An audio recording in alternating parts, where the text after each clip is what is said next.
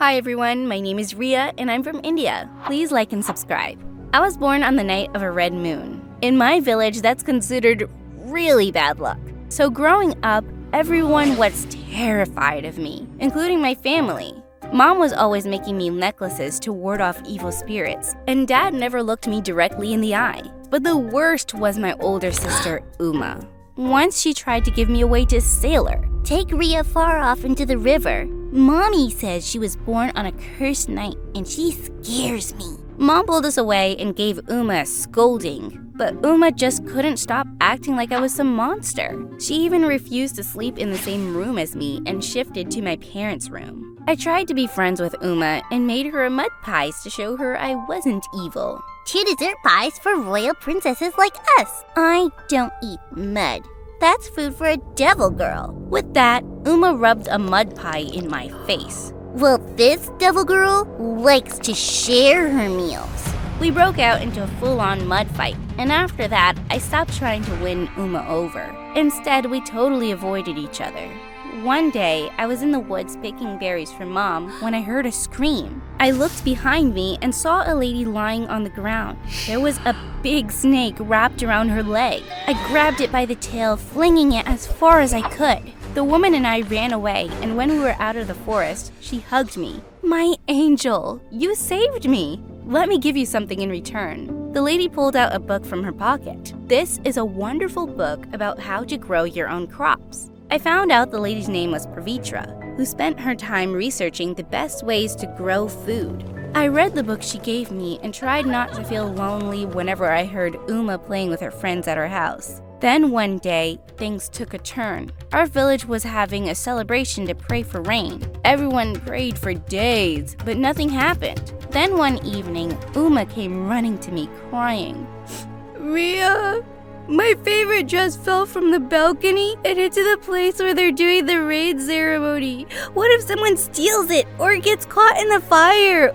It was the first time Uma had really spoken to me in years, and I jumped at the opportunity to help her. I climbed down the balcony to get the dress, but suddenly I slipped and knocked over a holy candle, which the villagers were praying to.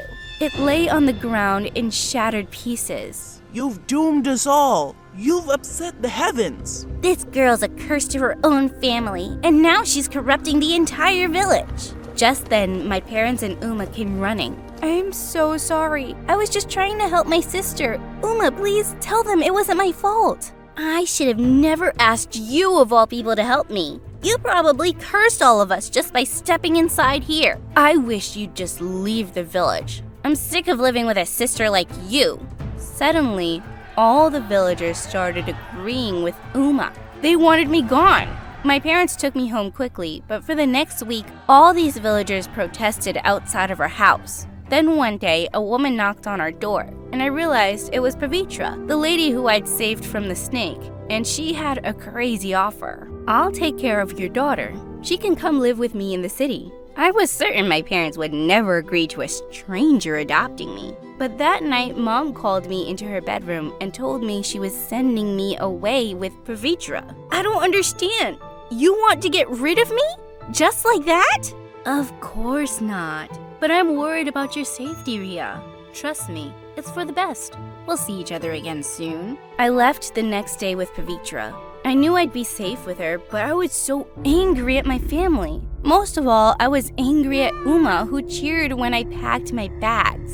But with time, I started to forget about all my problems back home because living in the big city was amazing. Pavitra lived with her husband in a much bigger house, and they both spoiled me rotten. We'll paint your bedroom walls any color you want. We'll even get you your own kitten. Are you serious?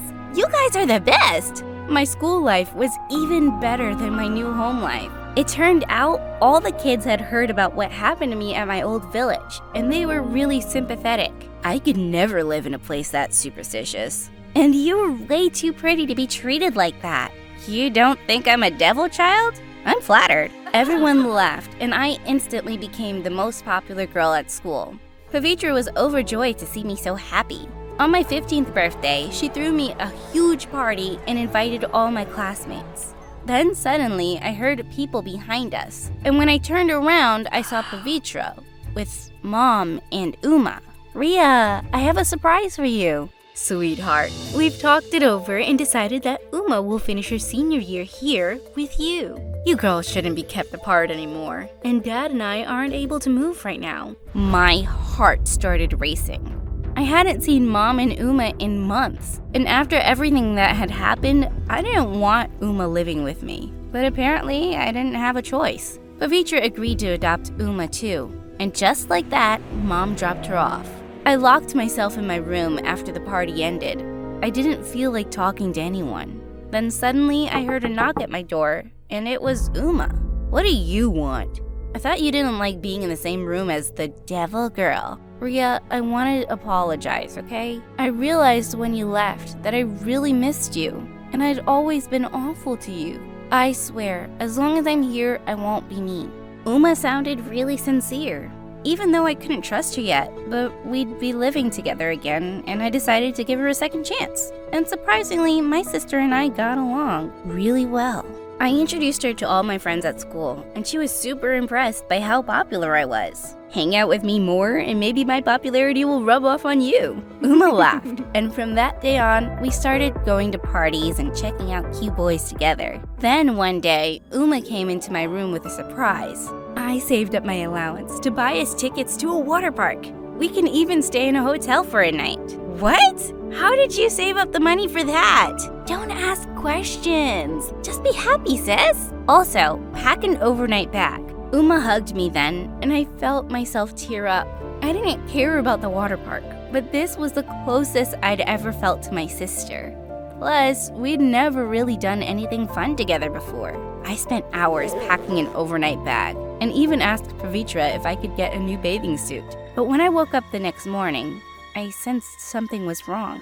The house was dead silent, and I couldn't find my overnight bag anywhere. Then, when I went to the living room, I saw Pavitra crying as Uma comforted her. Oh my god, what's wrong? How could you, Ria? I loved you like my own daughter. What was she talking about? Then suddenly, Pavitra reached for my overnight bag, which was behind her. I zipped it open to find gold jewelry, Pavitra's wallet, and all kinds of valuables. Unbelievable! I had a feeling Ria was using you for your money, Pavitra. That poor girl's been through so much, she can't think straight. Don't worry, you can save your motherly love for me. I felt myself boil with rage. Uma! It was you who did this! Could you be any more obvious? I thought we were finally friends now. Pavitra, you know I'd never do something like this. I don't know what to believe right now. I need a moment to myself. Pavitra walked out of the living room, leaving me and Uma alone. I don't understand why you would do this. What, do you want this house all to yourself? You keep forgetting the fact that you're a cursed, wicked girl. You're not supposed to have this fancy life and perfect adopted mom. Girls like you are supposed to be miserable. You're not normal, and I have a duty to protect people from you. You've known me my whole life, and I've never tried to hurt you. I am normal, and I finally thought we could have a normal relationship. Listen to me, Ria. You and I will never have a relationship. Not as long as I live. Uma stormed out of the room, and I started to cry. Later on, Pavitra did find out that Uma tried to frame me, since the maid had overheard my conversation with Uma. My sister got sent home, but I was still so hurt. I couldn't believe I'd fallen for Uma's lies again. Months passed, and we didn't speak. I was done trying to make our relationship work.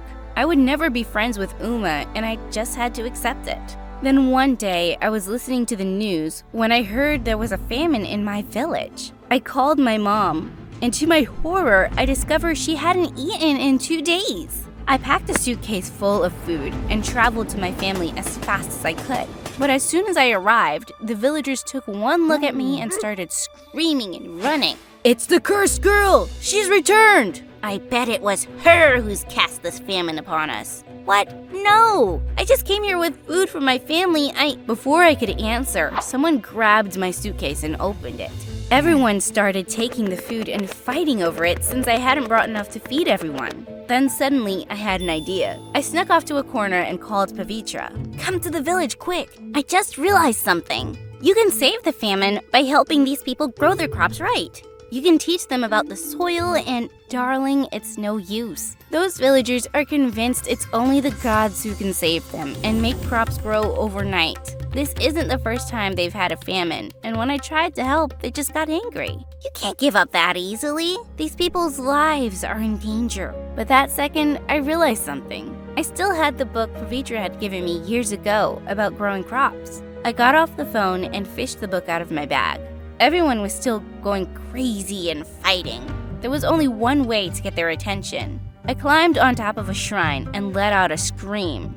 This cursed girl needs to tell you guys something. I have a book here that's all about growing crops, especially during a famine.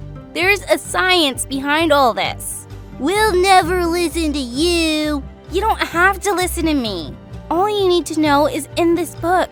Come on, you have families to feed. If this doesn't work, then fine.